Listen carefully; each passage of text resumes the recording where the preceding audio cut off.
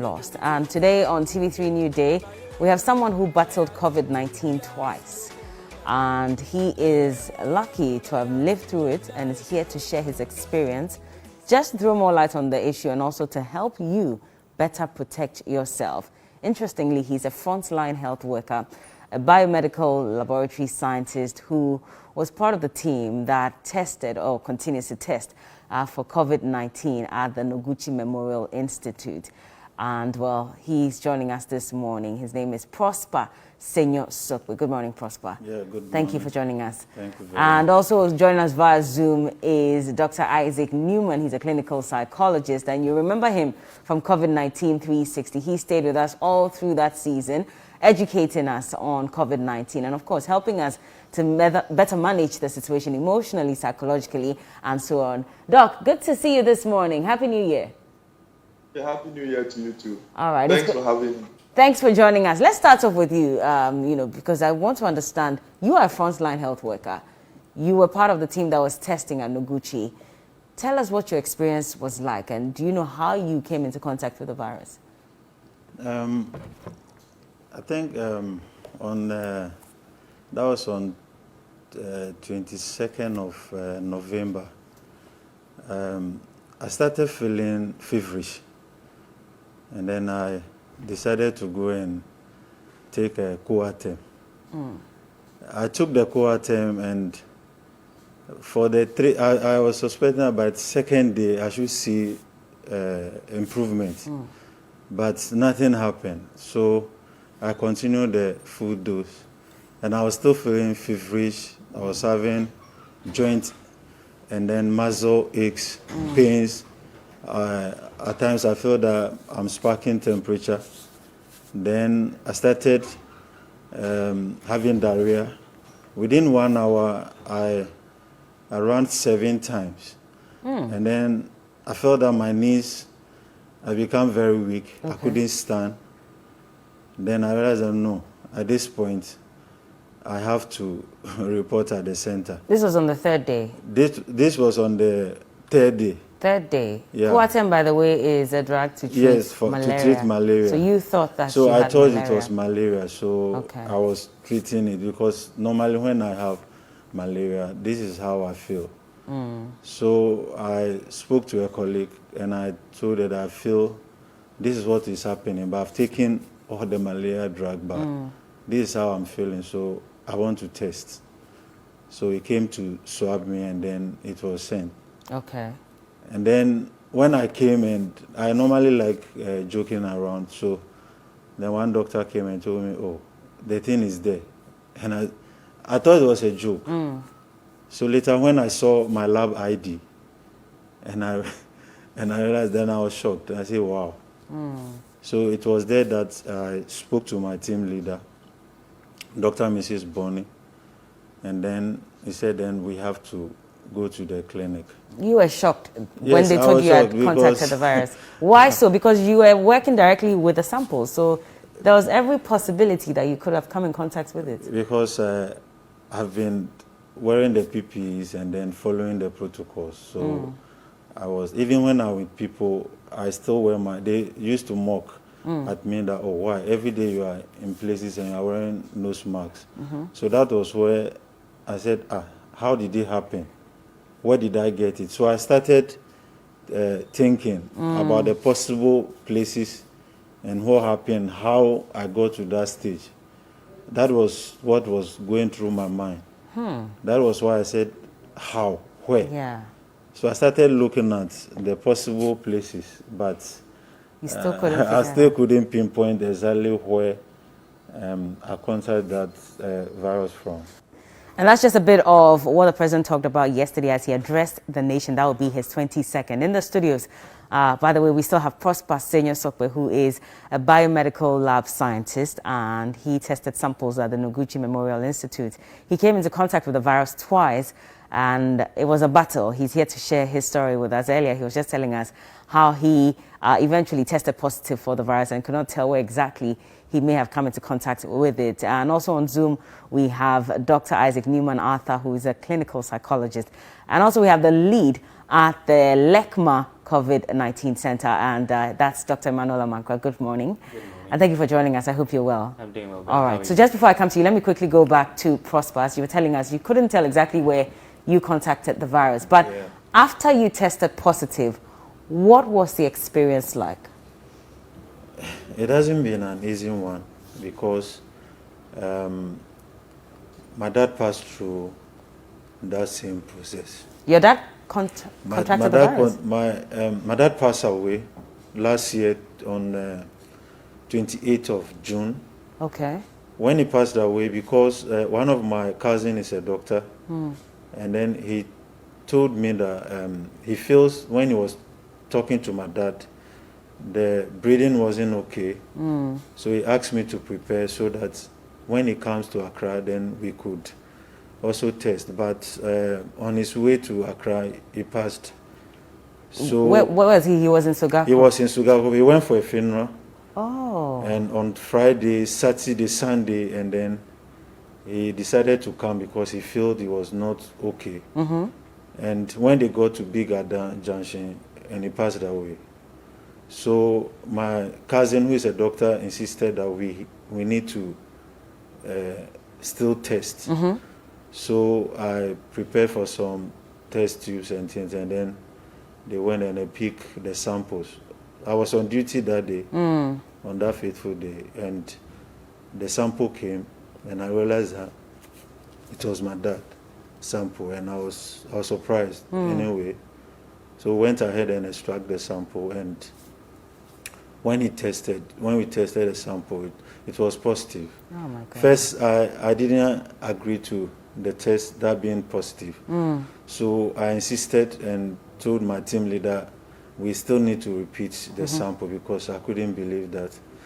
And we repeated the sample, and again, it was seen. It was positive.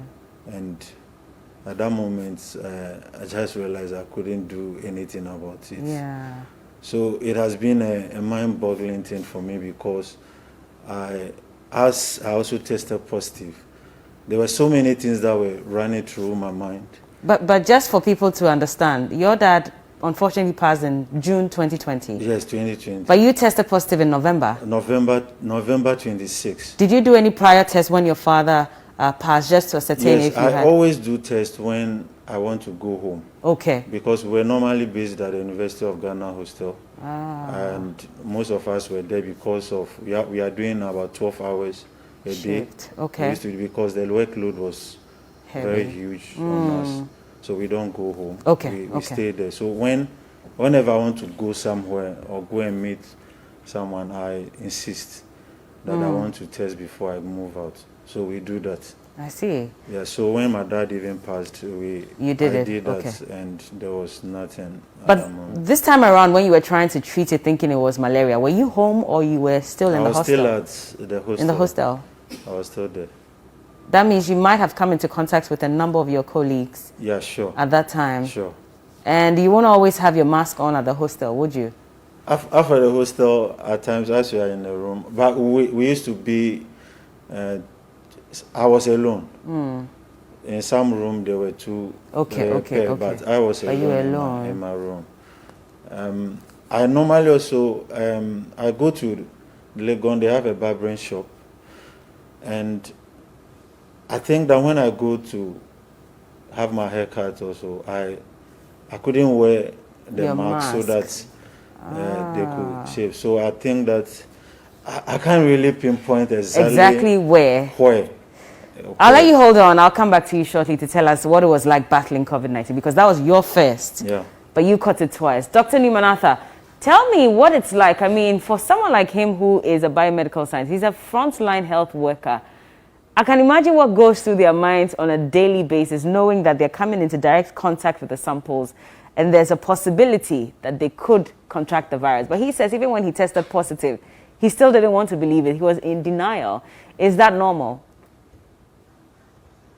Yeah, I think it's normal, but I think that the stigma and the fear around COVID-19 has come down significantly, and so it's really not an issue now. People have gotten over the fear of COVID-19, and the stigma is way down. It has its own positive and negative sides. Positive means that people won't be overly anxious about anything, and that is good. And the negative side has to do with the fact that people really don't care now. Whatever should happen, should happen. And that kind of attitude is what has kept us struggling all over the world. If you look at what is happening all over the world, we are not confused about COVID-19 now. You see, somewhere last year, February, March, April, May, June, we were quite confused because we didn't understand what was happening. But now there is nothing new about COVID-19. Everybody is completely aware what it is, how it spreads, what to do to prevent and all that. But the issues probably I'll talk about around it is what is keeping this virus still active and spreading.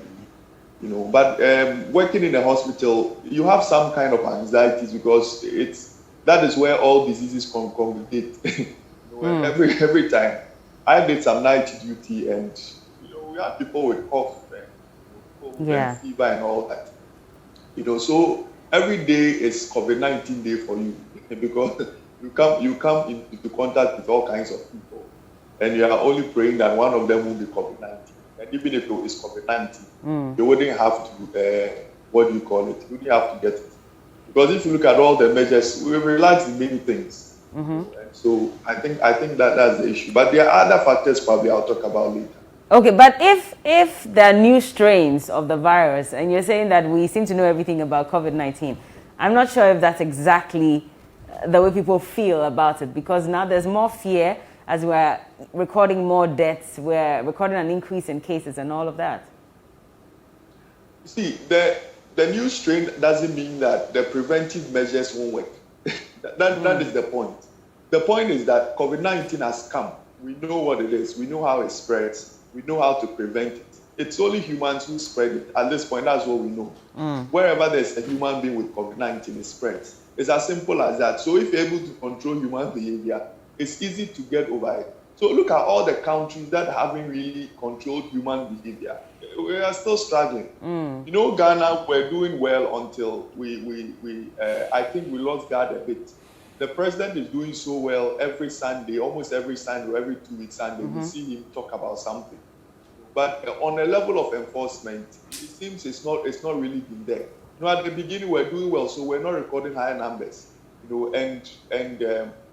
And when things relax a bit with the political season and people not really following anything, and also the fact that everybody was relaxed. Because I think last year, because of all the things happening in the country, people relaxed a bit. And we expect that things will go up. And actually, we don't know the actual numbers of people who have COVID-19 in the country. Because of the way the virus is. We know about more than 40% of them who have no symptoms at all. Majority of them have mild symptoms. So until you test everybody in the country, you never know the right values. And the right values are always higher than whatever we found in terms of the lab test. Yeah. It's higher. Because there are people who have recovered and they never knew they had COVID-19. There are people who have had mild symptoms and they went about their normal duties and we never knew they had COVID-19. We will never know. And now we know every region in the country has COVID-19. But as for the actual numbers, until we check the whole country, we'll never know. Yeah. Because people have the virus, but they are not showing symptoms. And some majority will have mild symptoms. And that is why it's very, very difficult to control this virus. Very, very difficult. And I dare to say that we are likely to live with this virus. To be able to say that we are completely eradicating COVID-19, it will be difficult based on what is happening all over the world. If you look at the US and the politics around COVID-19 is one of the major things that has delayed the spread. The moment it left China, it was spread because of how the virus is. And if you look at the US and all the protests, the recent one plus the one that happened in the height of the pandemic, where there was this black man who was the protest with a black man's death and all that. All that could have and all the racism and all that. When people congregate, we expect the virus to spread. All right. So the politics in Doesn't the even... US, the politics in the country, there are people who are not, like all those things are all part of the, and I dare to say that we are likely to live with this virus because of what's happening. Well, Dr. Nima, hold on with that. I'll come to you soon, Dr. Maka, but let me just go back to Prosper. So how long did you battle this first experience, and what was it like? I think the first... How do we... I can't... Sorry, Doc, please hold on. I'll come back to you shortly. Prosper. Yeah, I think when I got to the center on that 26th, my vitals were checked. I used to have a low BP, but I realized that my BP, that was the first time I've ever seen that my BP was very high. Okay. I couldn't understand why from a low BP person having a higher BP. When you say low BP, is that normal? Low BP is also not also good Not in too a good. way. Okay. Not too good in a way, but Okay. I don't have a high BP. But that was what was happening. So I was having pain all over. There are certain drugs that I don't take, like certain painkillers that I don't take because I react. So at the point then they have to give me one of the painkillers. That you react to? That I don't react to. It's an injection. I don't want to mention names. Okay, no problem. People will just go and buy use them, there. true. So still, when that injection was given to me, I was still feeling pain. I was still complaining. My joints were hurting. My feet were just have some kind of burning sensation around. Then they were doing their best. I've been in the emergency ward for about 11 days, and then one of the doctors told me that he thinks that I should go and then maybe isolate a while, and then let's see. Then after that, I can do the retest. Wait, you were in the emergency ward for 11 days. Were you on oxygen? Days. And then that one, the first time, No. I was not on oxygen. Okay. It was the second time That you were. That one straight away when I went. Okay. I couldn't. We'll get there. We'll get there shortly. Okay. I just want to get the chronology. So 11 days of painkillers. Painkillers. I was taking painkillers. They were giving some drips. They were doing some other labs apart from the COVID-19 okay. tests. I was doing other labs as well, just for them to see if there are other infections or so that is also making things difficult for me. But there was nothing like that. So I was taken to the recovery for a day, and I told them I think I can go on my, like I can do certain things on my own. Then it's okay. If that is the case, because the place was also getting full, and they have to do something so that some other people also can get access. They can also have access to the services. Okay. So I agree, and then went to Legon to isolate for that period. You went to your hostel The isolate, but you still had the symptoms even when I still have the symptoms. So I was put on a drug, and I realized that when the drug got finished, the very day that the drug got finished, in the evening I started feeling feverish again. So I called one of my friends, who is a lecturer at Legon, because he was around. And I told him that I still feel feverish. I still feel the same symptoms that took me to the treatment center. So I sent a text to the doctor because he always said if I have any concern, I should let him know. So when I called first, he said he was in a meeting. He sent me a WhatsApp that he was in a meeting. So I decided to send him a text that this is what I'm going through. And at this moment, I can't bear the pain any longer. What were you going through? It was like, I can't explain the pain. It was so severe. I've never experienced that kind of pain before. And so that is what was keeping me, I was being worried about, what is this pain that, as at now, it is still not going. I was having severe headache. The headache was something as if my frontal side like this was very, very, very hurting. And as if my head want to fall. I can't bend my head to this side or move it to the other side. I was just sitting straight and I was watching what was going on. Then I told my friend that I'm feeling so weird about whatever that is going around me.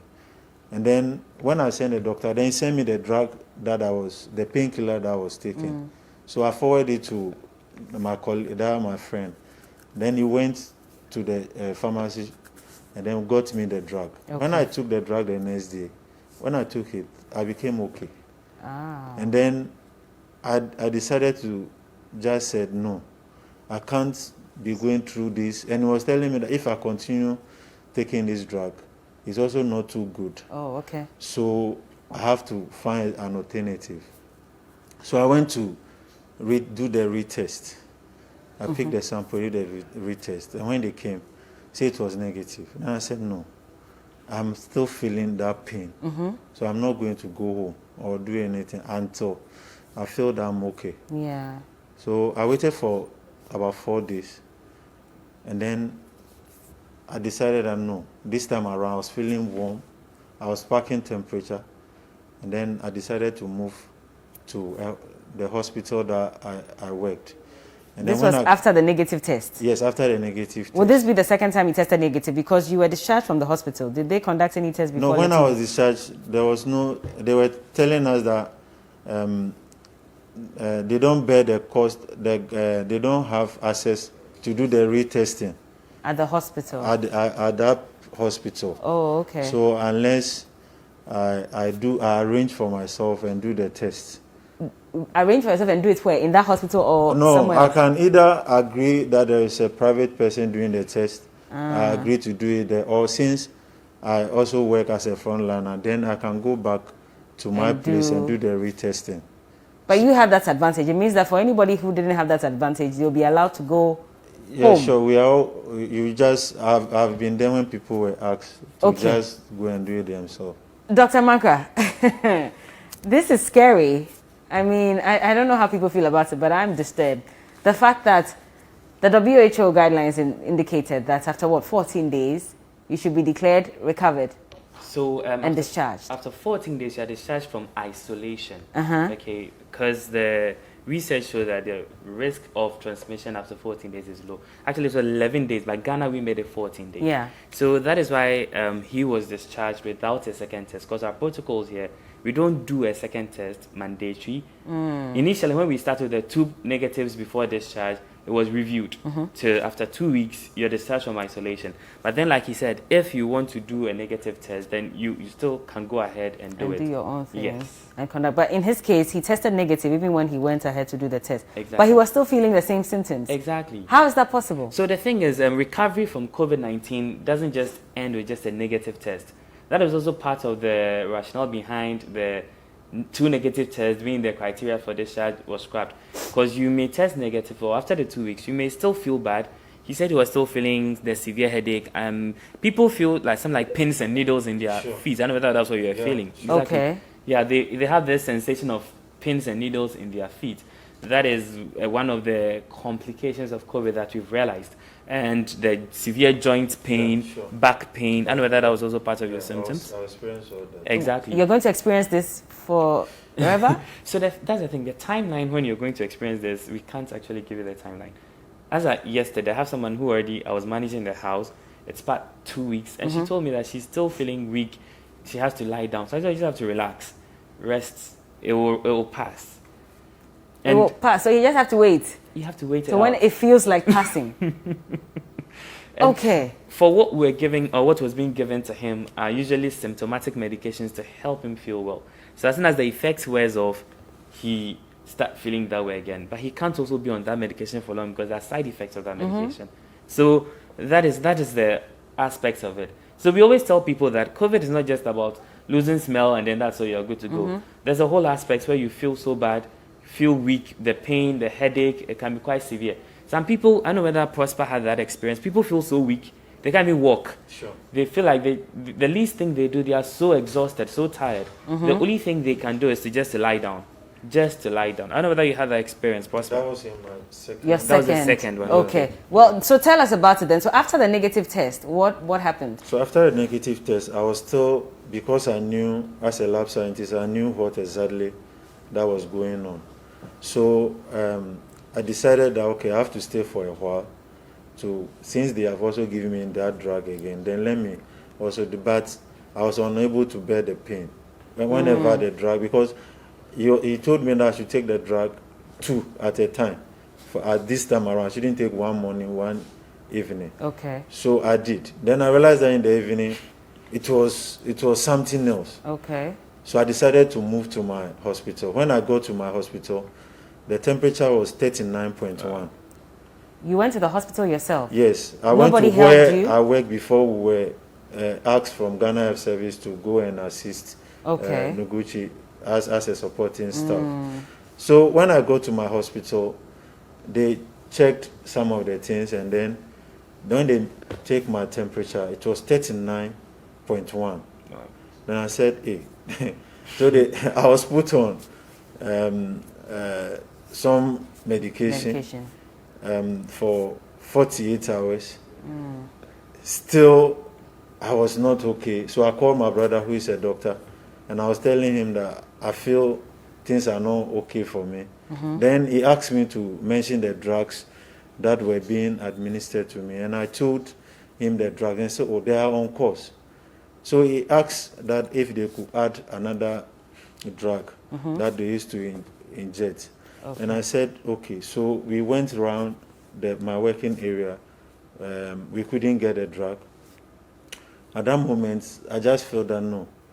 I need to tell my team leader, this is what I'm going through. Because he was aware I was still not okay. So I told him that I think I need to be swabbed again, so that I'll be free from my mind that it might not be this, so that they can, if there's any other condition, they can be able to help me. Yeah. So my colleague from Noguchi came, they swabbed me, they went to do the test, and then he called that it's positive.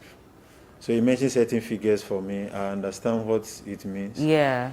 So at that moment, actually I was down, because I felt that I should be getting okay, but I was not being okay. So the nurse over there called the ambulance that they need to send me to the treatment center. Yeah. So I first contacted some of my other medical lab scientists that this is what I'm going through. Can they connect me to any place that I can have a service that I'll be okay? I think they one of my colleagues called Rich. Rich said there is full up, and they also call Kolebu, because some of my colleagues, lab scientists, are Kolebu. They also called them and said that place is also full up. When was this? That was on the 16th of December. And it was already full at that time? Yes, on the 16th of December. Then when they called the ambulance to come in, then I told them that, okay, if this is the case, I've been at Ghana East before, and the doctors there were nice to me. So they also told me if I have an issue, then I should be able to contact them. But it was late. It was very late. So I tried their line. I couldn't get them. So I understand, because I know how the job is. Yeah. Because I'm also in the health sector, and I know how things work. When we called the ambulance, I was told that the nurse was there, and then I was told that they don't use the ambulance to carry COVID patients again. Wait, this was on the... This was on the 16th of December. They told you they don't use the ambulance? They told the nurse that they don't use the ambulance to carry COVID patients again. They have stopped. Did they say why? Then the lady was trying to find out why the line went off. And then he tried the national COVID numbers that we have on our hospital ward. They were told that the nurse again that they should manage me in my facility. Actually, I was very pissed off, because I feel that as a frontliner that we have started testing since March, I shouldn't be treated this way. Yeah. I was very, very pissed off. So I have to talk to my colleague lab scientist that this is what I'm going through as a frontliner. And I'm not okay about what is going on. This is not what we heard. We called UGMC. When we called UGMC said they have closed down their COVID clinic center. And that was the first time I've heard it, because no one told us that center is no more functioning. I was totally, I realized that I have given up at that moment, because I realized there was no hope for me again to be able to do something. Then I call a colleague that I think that he has to help me that night because I had a cab. I couldn't drive because of what I was going through. I was not able to breathe properly. I was finding it difficult to breathe. It's as if the air around me is not enough. So he came and then took me to the place. We got to Gan East. When we got to Gan East, the security at Gan East says, I'm not in an ambulance, so I cannot. So what, they won't accept you? They will not accept me. Then I told them, oh, I'm a frontliner. This is my card from where I work. They said no. And I said, no, I know this doctor. This doctor always tell me that if I feel anything, I should always come. He's the director of the place, so I should always come. I even told them, they said no. So I told the colleague that he should come out from the car. I want to drive. Actually, I have a certain mind that at this moment, I have nothing to lose. Either I die or I do something crazy. So he was begging me that I shouldn't do that. We don't advise that though, by the way. Yeah. Because at that moment, as a frontliner, I have no option. Then I wanted to drive through the gate. That will hit the gate with the car and open it up because I was not able to defend myself or do any other thing. So one of the security said, oh, if it is true that he's a frontliner, he has shown his car, then you should allow him to go. When I got to the center, I saw ambulance carrying people from the airport who tested positive to the center. Actually, I was very, very disappointed as a frontliner. I was very hurt. I can imagine. Because some of the people know me for the first time that I came, they came to just talk to me. When I got there too, the ER was full, emergency ward was full at that moment. So some of the doctors came, they came to talk to me. Some nurses came to encourage me that things will be fine. Okay. So I was sent to a ward just to be there with a man who came from US. And then they said there was a space, but I couldn't get because the man has to go in first because he was having other conditions. More severe, okay. Me too, I'm also suffering. So they came to take me to the ICU. Okay. So after the ICU, I had people, actually, I felt that the nurses over there or the workers over there, I even asked one of the nurses whether indeed they were trained in Ghana or so. Because Why they were exceptionally nice. Okay. I haven't seen, I've been to hospital before, I haven't seen people being nice like that before. So they just kept on encouraging me. Did they put you on any? So straight away they put me on oxygen. I was there, they came to check my vitals. They kept on encouraging me that I will be fine, things will be okay. But the pain that I was going through was too much. I couldn't also breathe. I became weak. My legs, as if I don't have my legs again to even carry me. So I was just lying down on the bed, finding it difficult. I was coughing at the same time. At a point, I told them that the oxygen, it was too much for me. Then he told me that the condition that I'm going through now, that is the level at which they could put me. And I said, okay, I agree. And I think for some days, I don't know what happened again, because it seems like I was off. You blacked out? Yeah, I was off, sort of.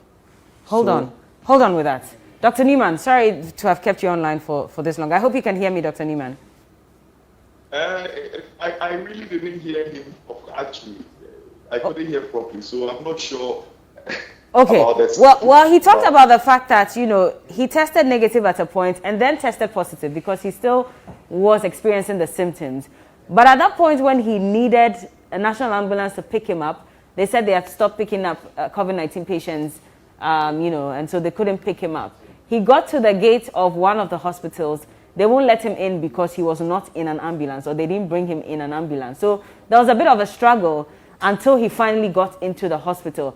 How does this further affect the person? Because already they are dealing with so much pain and other symptoms due to COVID, and now they have to deal with the fact that they're also not being given the best of care at that critical moment.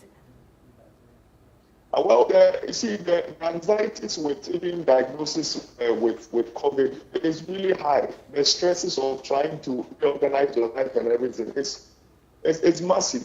I have been on self-isolation on three occasions, and it wasn't easy at all. Like, to think that you may have COVID and you may die or something may come up, and everything. It's not easy. When people have to go through all that in order to seek help, it doesn't help. But it wasn't like that at the beginning. It wasn't like that at the beginning. So the question is, what happened? That all these things would have to come up. And I also think that probably it's hospital specific. Depending on which hospital you go to, the treatment will be different, especially in that hospital that has not have laid processes to be able to admit people. Because whether you came in an ambulance or not, it's not the issue. You are supposed to be taken care of, whether it's your own car or it's an ambulance. So if a hospital doesn't have a policy or lay down procedure, and everybody in the hospital is clear as to what to do when there's a COVID patient, then they are quite confused, and some of the staff will be afraid to even do what they are supposed to do. So I think it's hospital specific, because there are some hospitals that have laid down procedure, they isolated wards and all that, even for transit, even if they can't attend to the patient themselves. They have reserved isolation wards where people come there, they detain them for some time, arrangement for them to go to some center or for some. So I think it's also hospital specific. Depending on hospital you go and the lay down procedures you have there, it may affect the care of patients and even diagnosis and all that. There are some hospitals I'm sure have even stopped testing as often as they used to at the beginning because of how things probably went at some point. So I think it's hospital specific, because there are some hospitals who are doing so well. I work at the University of Professional Studies, their clinic, and they have an isolation ward for anybody who comes in and suspected it, and there's a lay down procedure as to what to do and what not to do and that kind of thing. So I think it's hospital specific. Okay. Dr. Maka, how much time do you have between when you start experiencing the severe symptoms and that time when you have to get on probably an oxygen? Because it looks like he went through quite a lot within a number of hours before he was finally given treatment. What could have been the worst that could have happened within that time? So the worst would be whilst he was having difficulty breathing, his oxygen saturation would be going down. Now that's the deadly aspect of COVID. As your saturation goes down, you start feeling more weak, you start feeling dizzy, and he mentioned at the point he felt he blacked out because he couldn't actually remember or see exactly what was going on. And he may have been in a very bad state for that level of, I assume it was a very high flow oxygen that was being given. 15 liters. Yeah. Exactly. 15 liters is, from there, if you're not maintaining that, you have to go to CPAP and then ventilator. Okay. So he was at a level where he had to be given the highest level of oxygen via face mask that can be given. And he was being given that. So he was actually in a bad state. And he spent time at the gate. First of all, going around looking for a place, an ambulance, then a place to go to, then coming to Gais and at the gate as well. And it's quite sad, but this is actually what people go through. And it's very sad that a frontline health worker had to go through this after all his services and everything for this pandemic. It's sad. Okay, but if that's the case, you see, so the question would be that for him, he was allowed in because he had that ID card that indicated he was a frontline health worker. What will happen to the regular Ghanaian? So not to defend what happened at the gate, but the measures that were put in place at that site was that, so at a point, everyone who had any headache or anything was just walking into the place. Okay. So they had to put measures in place. All health facilities knew that before a case goes to Ghana East, you should have initially stabilized, done a test, because only confirmed cases or mostly confirmed cases were going there. They were not putting suspected cases there, so that beds would be available for people who actually have the COVID. But he was not a suspected case because he said he had conducted the test. So he was positive at that communication, that's why the security man thought he had just walked in because he wasn't feeling well. Did you show that you were positive? Yeah, I was holding a transfer letter from my clinic. Okay. And I even told them that if you don't believe, this is a transfer letter, but it has been clipped. But this is my card also as well. And I know the doctors who are, some of them giving their number that in case I'm having any issue, I should see them. As at this time of the night, if I call them, they cannot pick up because we all work at those places, so we can do that. So he said, okay. Then that was when one of them said, okay, then I have to do that. and then I was able to get access to the place. One other thing that was also bothering was that some of the medications were not available at the centers. Yeah. So what happened was that a drug was written to, a prescription was given to my colleague, a friend who came around. Okay. And then at a point, he said he went to go and purchase the drug. When he got there, it's just 1 gram TDS of that drug for 24 hours was 1,400. Wait, what? 1 gram of the drug? Of the drug. For 24 hours? For 24 hours, 1,400. And then I need to take, they did first the 48 hours, that's 2,800. Huh? And they continue administering that same drug. And then there were some other drugs also. At the end of the day, I was just surprised because we've all been listening to our president that treatment of COVID is free. That was what was in my mind. I thought I could have a free treatment because I'm a frontliner or any because Ghanaian an insurance was also provided. That has appeared there should be have. And I realized that they don't have the drug. And if you don't go for it, it means you cannot be attended to, because I realized that whatever the hospital had at that moment, that was what was being given to me. So at that moment, my friends, families have to come together and be able to contribute and then be able to purchase drugs for me to be able to see that today I'm here. Yeah. Quickly though, my time is up, I would have to wrap up. But just tell me, so now you are recovered. You have recovered. Yeah. After how many weeks at the ICU? I was 2 weeks. 2 weeks? ICU. On oxygen? On oxygen. Okay, and you have tested negative now? Yes, I have tested negative. Do you have any symptoms? Do you still have symptoms? No, for now I don't have symptoms, but just that now when I walk, let's say from 100 meters or 200 meters away, I get tired. Okay. I easily get tired. So I've also been put on a drug because they were saying that there was some kind of artery blockage or something like that. So I've been on the drug. I myself, I go around to also do some other tests with other lab scientists to just be sure that whatever that is happening, I'm okay. It's just that I get tired easily. If I climb a stairs, maybe just one stairs like this, I have to wait for a while before I move. So the director of the place always is in contact with me. He always chats with me and asks me to just take it easy and be doing it gradually. Until you fully recover. I'll be okay. How long has it been since you tested negative? That's 2 weeks. 2 weeks now. Yeah. And you're still experiencing I'm the still effects. feeling Final words, Dr. Mankwa. What do you say to everybody who's watching? Because now we're told that there are new strains of the virus. And so we all don't know what that even means as regular Ghanaians. Maybe you as a health worker would understand. What should we do? So I think what people should pay attention to is that COVID is out there. You don't have to let your guard down. You don't know how it's going to affect you. You don't know how you're going to deal with it. Would you get to ICU? Would there even be bed available for you? So let's make sure that we follow all the protocols that have been laid down for us. Like he said, it's not just about getting the COVID. There was this medication he had, and it's true. That medication, you have to get it, and it's one of the most expensive medications around. And you're taking it for 2 days. Sometimes you can extend it for 3 days. And after that, we change it. You have to buy again. Exactly. So 2,800 cedis. Okay. Don't put yourself or your family in that situation. Put your mask on, use your hand sanitizers, and then observe social distancing. Absolutely. Final words as well, Prosper. I think that every Ghanaian should just make sure that you follow the safety protocols. Maxing up is cheaper, or following the safety protocols is cheaper than treatment. Let no one deceive you that treatment is absolutely free. It's not all that easy. So I will just urge each and everyone to just take this seriously. The post-recovery is also something else. It's not as easy as you see it at all. It's very difficult.